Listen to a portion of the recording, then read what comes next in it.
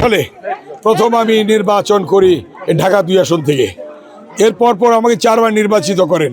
91 সালে আমি 32,000 ভোট বেশি পেয়েছিলাম, দ্বিতীয়বার বিনা প্রতিদ্বন্দ্বিতায়, তৃতীয়বার 72,000 ভোট বেশি পেয়েছি, চতুর্থবার 82,000 ভোট বেশি পেয়েছি।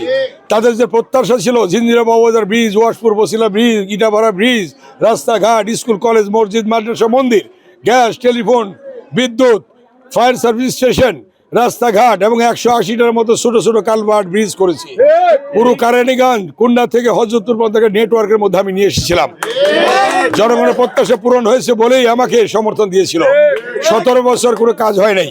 আজকে আমার অঙ্গীকার এই ঢাকা 2 আসনকে আগামী দিনে আল্লাহ যদি আমাকে নির্বাচিত করে তাহলে ঢাকা 2 আসনকে মাদক মুক্ত করব, ঢাকা 2 আসনকে সন্ত্রাস মুক্ত করব, ঢাকা 2 আসনকে চাঁদাবাজ মুক্ত করব, ঢাকা 2 আসনকে ভূমি দখল মুক্ত করব, এই ঢাকা 2 আসনকে আধুনিক শহর হিসাবে গড়ে তুলব।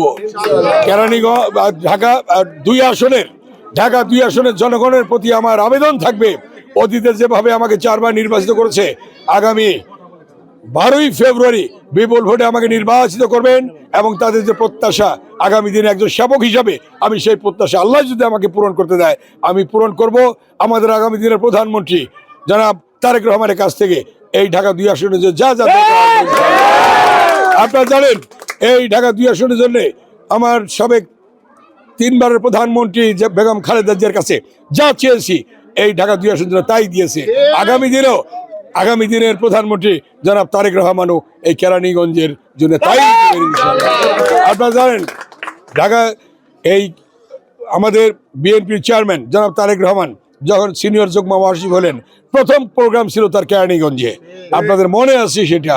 অতএব আগামী দিনও ইনশাল্লাহ এই ঢাকা 2 আসনে আসবেন ইনশাল্লাহ আগামী দিনের প্রধানমন্ত্রী জনাব তারেক রহমান। আপনারা জানেন জনগণের যে প্রত্যাশা ছিল তার চেয়েও বেশি করেছি আমি 4 বার এমপি হয়ে। এবার জনগণের যে প্রত্যাশা ইনশাল্লাহ আল্লাহ যদি আমাদেরকে নির্বাচিত করে ইনশাল্লাহ